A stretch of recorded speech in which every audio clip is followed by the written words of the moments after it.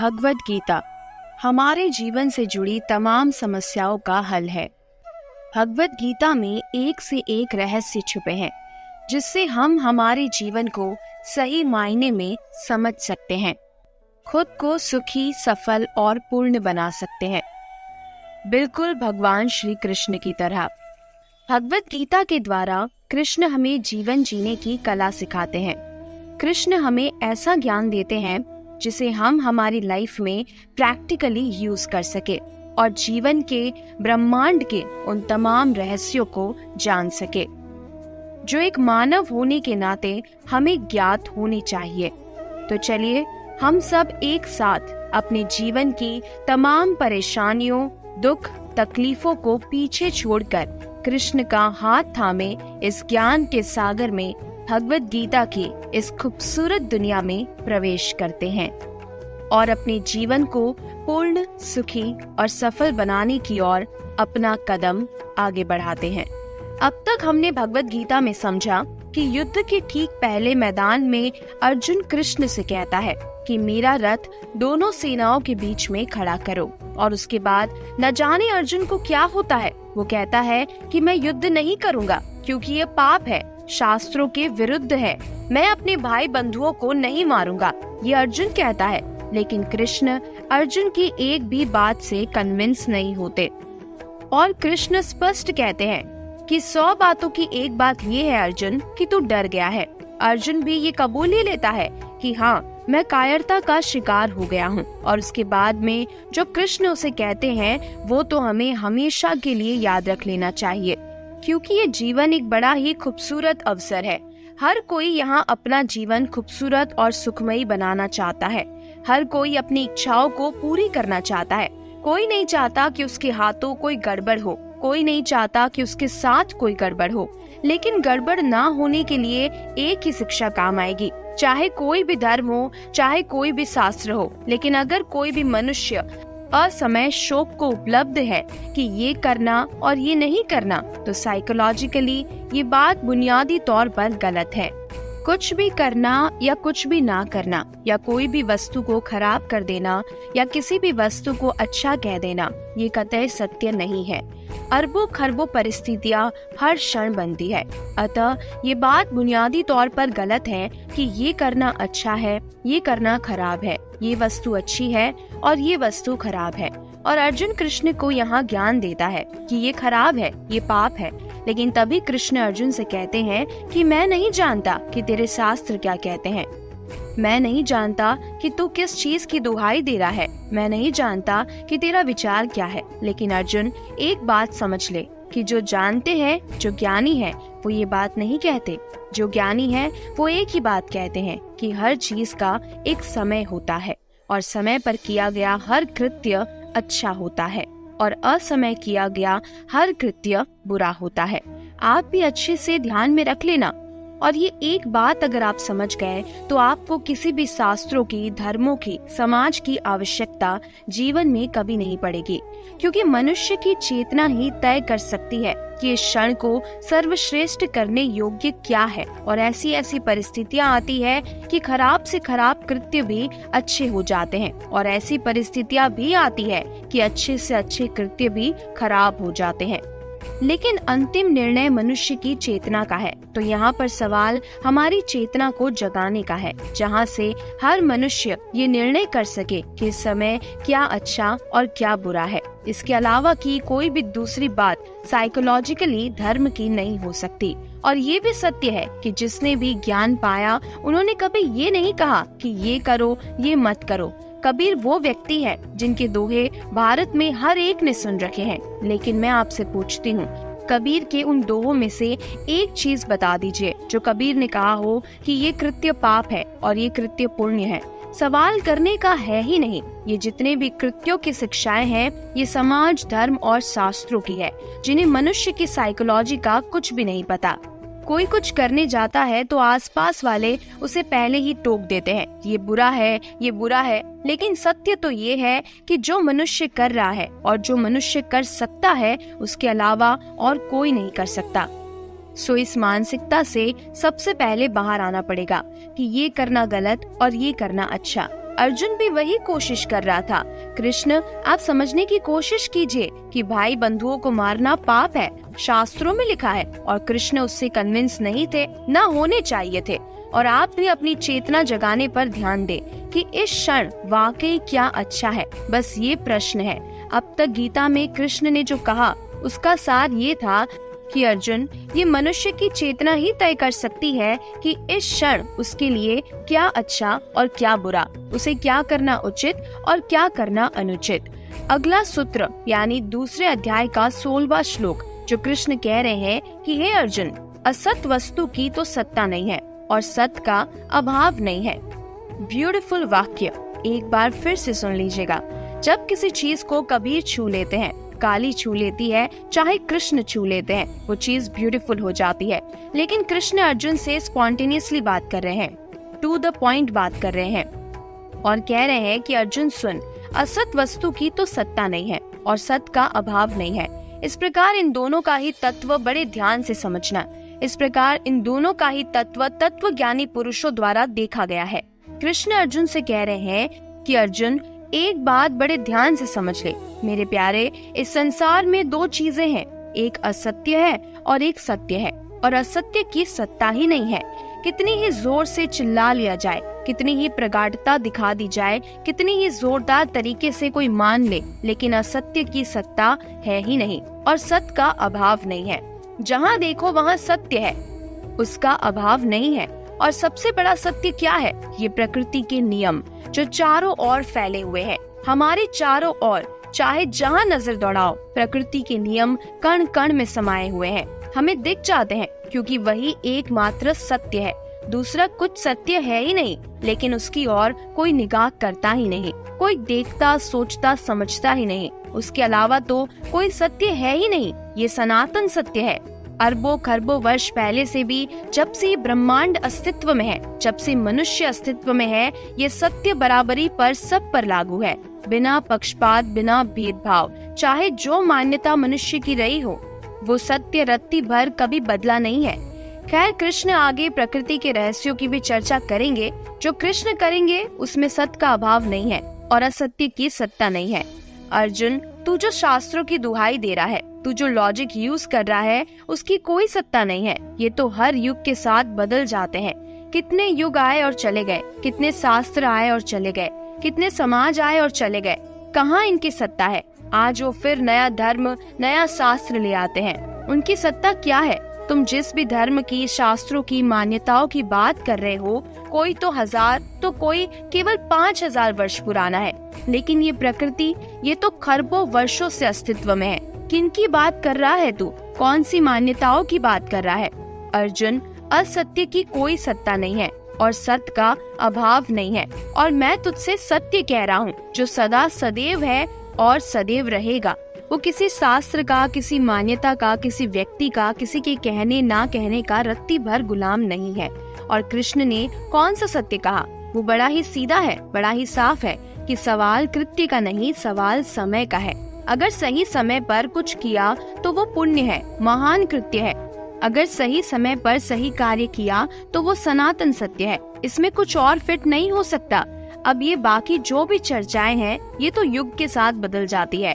फिर एक ही युग में हजारों मान्यताएं बना ली जाती है, लेकिन वो सब असत्य है।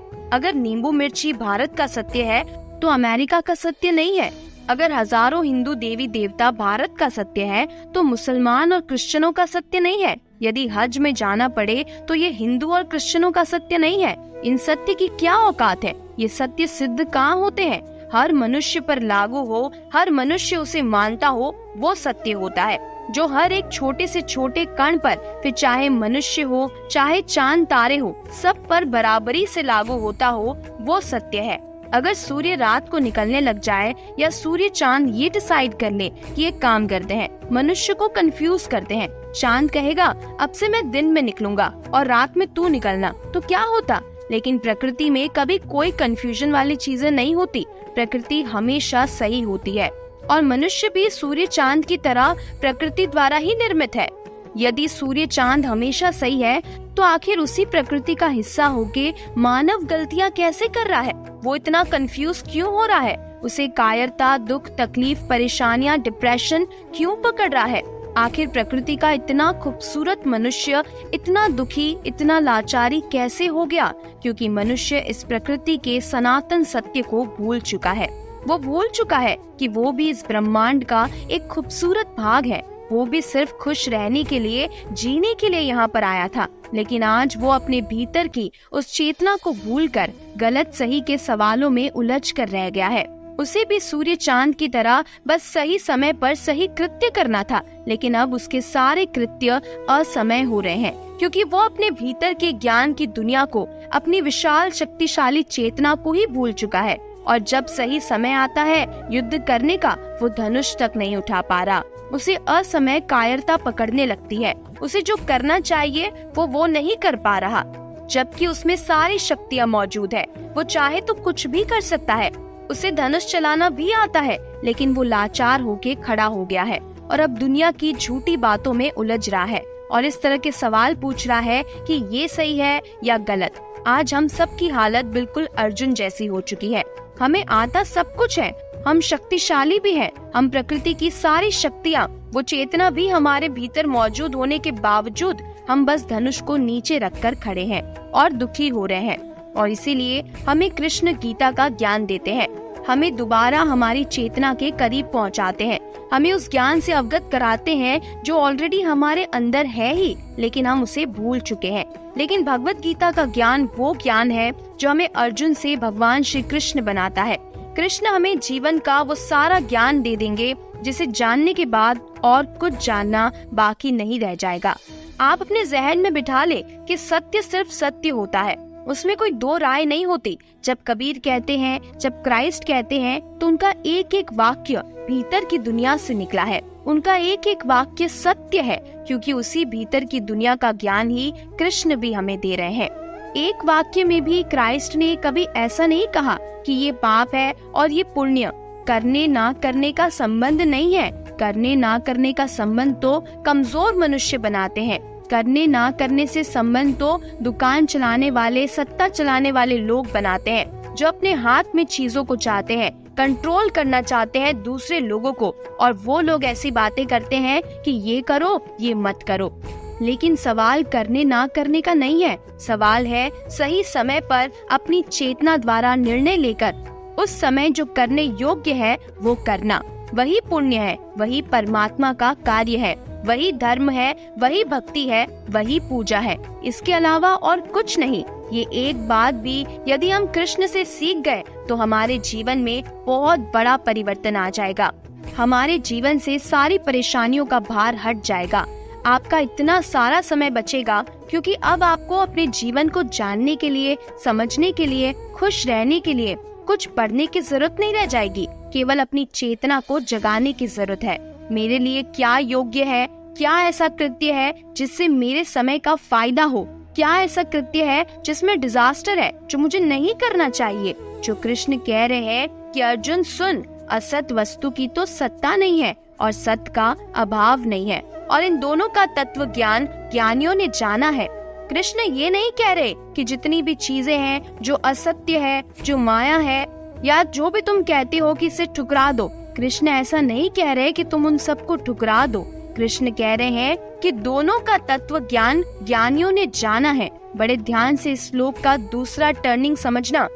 पहले तो सत्य क्या है और असत्य क्या है वो कृष्ण ने बता दिया कि सत्य अटल है, उसका विनाश होने वाला ही नहीं है। वो अपनी जगह इतना मजबूत है कि करोड़ों वर्ष भी बीत जाएंगे तो भी सत्य हिलने वाला भी नहीं है। और असत्य जरा सी हवा आएगी, जरा सा तिनका आएगा कि वो टूट जाएगा। कहाँ है वो इंद्र पूजा? आज कहाँ है वो देवी देवता जिन शास्त्रों के सहारे अर्जुन लॉजिक दे रहा है? कहाँ पर है वो यज्ञ? वो आज कहीं पर भी नहीं है। अब ये एक बात कि सही समय पर सही कार्य करना, बस यही सर्वश्रेष्ठ कृत्य है। अभी अर्जुन युद्ध के मैदान में है तो युद्ध करना ही तेरा सही समय पर सही कार्य माना जाएगा। बस इसके अलावा दूसरा कुछ नहीं है। इसी से आप भी अपने जीवन में तय करना सीखना कि अभी इस क्षण आपके लिए क्या करना उचित है, और ये आपको किसी और से पूछने की आवश्यकता नहीं है। आपकी स्वयं की चेतना सब कुछ जानती है। ऐसे ही हर क्षण खुद से सवाल कर करके आप हर क्षण सही समय पर सही कार्य करना सीख जाएंगे और आप भी कृष्ण की तरह पूर्ण बनते चले जाएंगे। आपको किसी से कुछ पूछने की, कुछ पढ़ने की, कहीं बाहर कुछ ढूंढने की आवश्यकता नहीं है। वो परमात्मा साक्षात आपके अंदर है, वो कृष्ण आपके अंदर है। बस उसे हर पल जागृत करने की कोशिश कीजिए।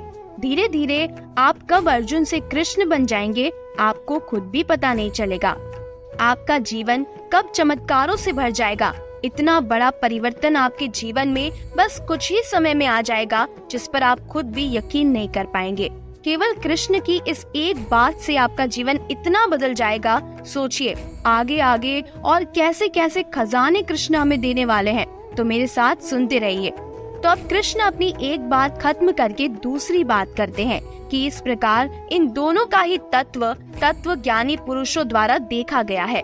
तत्व ज्ञानी पुरुष असत्य को भी देख लेता है, पहचान लेता है, सत्य को भी देख लेता है, पहचान लेता है और उसमें पूरी तरह से भेद कर लेता है। और ये फर्क समझ जाने के बाद फिर कभी असत्य के साथ वो रहता ही नहीं और सत्य को वो कभी छोड़ता नहीं। अब इसमें 3-4 चीजें और समझने की है। सबसे पहली बात कि सत्य हमारे मन की एक सिस्टम है। हमारे मन में जो हमारे बुद्धि, अहंकार, इंद्रियों के चलते जो कुछ भी भाव उठ रहे हैं, जो कुछ भी हम हैं, वो हमारा सत्य है। दूसरा सत्य जो प्रकृति का सत्य है, दुनिया में जो सब पर लागू है, हम उससे बच नहीं सकते, हम उसके बाहर नहीं जा सकते। ये सब के सब भ्रम फैला रहे हैं, हम भ्रम में जी रहे हैं कि हम प्रकृति के सत्य से बाहर जा सकते हैं। आप बाहर नहीं जा सकते। बड़े ध्यान से समझ लीजिएगा, जो मनुष्य इस समय जैसा अभी है, अच्छे बुरे का सवाल नहीं है। कृष्ण ने पहले ही कह दिया, अच्छे बुरे का कोई सवाल नहीं है, जो जैसा है वैसा है और फिर वो उसका सत्य है। फिर ये लोग जो चिल्लाते हैं कि तुम तो पापी हो, इतनी घृणा क्यों करते हैं ये मनुष्य से? आखिर बेचारा मनुष्य क्या पाप कर लेगा? क्या पापी है वो? ऐसे लोग ना प्रकृति की रचना समझते हैं, ना ही मनुष्य की रचना समझते हैं, ना ही मनुष्य का जीवन समझते हैं। तो दूसरी बात ये है कि आप अपने दिमाग से निकाल देना कि यहाँ पर कोई पापी है और कोई पुण्यात्मा है। जैसे जैसे गीता आगे बढ़ेगी, कृष्ण पूरी तरह से हमारे ज्ञान चक्षु खोल देंगे। जैसा मैं हूँ ये मेरा सत्य है, उसके बाहर मैं नहीं जा सकता, उसको मैं ठुकरा नहीं सकता, मैं दूसरे की चीज को अपना नहीं सकता। अभी इस पल में जैसा मैं हूँ वही मेरा सत्य है और अगले पल कुछ भी हो सकता है। इस पल में मैं उसके बाहर नहीं जा सकता। जो कृष्ण अर्जुन से कह रहे हैं कि अर्जुन तेरा सत्य तो तेरी आंखों के सामने है, तू उसे ठुकरा नहीं सकता, उसे तो बदल नहीं सकता। और तेरा सत्य क्या है? अर्जुन का इस समय का सत्य क्या है? अर्जुन का सत्य यही है कि उसे राज्य चाहिए। अर्जुन का सत्य ये है कि उसे कौरवों का विनाश चाहिए। अर्जुन का सत्य ये भी है कि वो इस समय डर गया है। ये तीनों अर्जुन के सत्य है। अर्जुन उसे ठुकराने की कोशिश कर रहा है। इसे बड़े ध्यान से समझ लेना। कृष्ण कह रहे हैं कि ये तेरा सत्य है अर्जुन, और तू असत्य में जीने की कोशिश कर रहा है, असत्य के लॉजिक दे रहा है, असत्य के बहाने दे रहा है। अपना सत्य छुपाने हेतु कभी धर्म का आसरा ले रहा है, कभी मेरा आसरा ले रहा है, कभी मुझसे ऊंची नीची बातें कर रहा है, कभी रिक्वेस्ट कर रहा है। लेकिन तेरा सत्य ये है कि तुझे राज्य भी चाहिए, कौरव तेरे दुश्मन भी है। सो कृष्ण कह रहे हैं कि असत वस्तु की सत्ता नहीं है अर्जुन, और सत्य का अभाव नहीं है। अभी तू चाहे जो कुछ भी कह रहा है, मुझे भ्रमित कर रहा है, अच्छी अच्छी बातें कर रहा है, मुझे ज्ञान देने की कोशिश कर रहा है, लेकिन इस समय मैं भ्रमित नहीं हो रहा हूँ, क्योंकि तेरा सत्य मेरी आंखों के सामने है और तू सत्य को छुपा नहीं सकता। क्योंकि ये मेरी भी क्षमता है कि कोई चाहे कितनी भी कोशिश कर ले छुपाने की, लेकिन मुझे तो सत्य पता चल ही जाएगा। और यही कला हमारे अंदर भी है। कोई भी चाहे कितना भी आपसे झूठ बोले, हमसे छुपाने की कोशिश करे, पर हम एक पल में कृष्ण की तरह उसका सत्य जान सकते हैं। सवाल ये है कि देखने वाला है या नहीं, वो अपनी चेतना को इतनी ब्लैंक कर पाता है या नहीं कर पाता। सत्य देखने में बाधा क्या है? ये नहीं है कि किसी मनुष्य में चेतना कम या ज्यादा है, ऐसा नहीं है, लेकिन बाधा ये है कि उस चेतना को उसने हजारों विचारों और मान्यताओं से दबाकर मार डाला है। अब मनुष्य एक डरा हुआ, सहमा हुआ व्यक्ति बन चुका है। भारत में ऐसे एक से एक महान ज्ञानी हुए हैं जिनके नाम भी नहीं है, लेकिन वो इतना जानते थे प्रकृति को, मनुष्य को, जिसकी हम कल्पना भी नहीं कर सकते। लेकिन उन ज्ञानी लोगों की किताबें हम नहीं पढ़ते। और दूसरी बात, साक्षात भगवान भी आके आपसे कुछ कहेंगे, विश्वास दिलाने की कोशिश करेंगे, तो भी आप नहीं मानेंगे, क्योंकि ये सिस्टम में नहीं है। कोई आपके अंदर विश्वास घुसा नहीं सकता। विश्वास मनुष्य का अपना है, उसमें कृष्ण भी कुछ नहीं कर सकते। जैसे जैसे गीता आगे बढ़ेगी, कृष्ण हर साइकोलॉजी को समझाएंगे और सत्य कहेंगे, सभी चीजें कहेंगे। साइकोलॉजिकल सत्य भी कहेंगे, समय का सत्य भी कहेंगे, व्यक्तिगत सत्य भी कहेंगे, ऊंच नीच भी करेंगे, लेकिन छोड़ेंगे नहीं। सीधा सीधा अर्जुन युद्ध के मैदान से भागना चाहता है और कृष्ण उसे भागने देना नहीं चाहते। तो कृष्ण कह रहे हैं, अर्जुन तेरा सत्य ये है प्यारे कि तू डर गया है। ये भी तेरा सत्य है कि तू दुर्योधन को मरा देखना चाहता है। तेरे जीवन में राज्य पाने और कौरवों को मारने के अलावा कोई तमन्ना नहीं है, लेकिन तू सत्य से भागने की कोशिश कर रहा है और ये एक अटल सत्य है और मनुष्य अपने सत्य से भाग नहीं सकता। कृष्ण कह रहे हैं कि अर्जुन तू युद्ध से भागेगा तो उसका एकमात्र कारण है कि तू सोचता है कि तू मर जाएगा।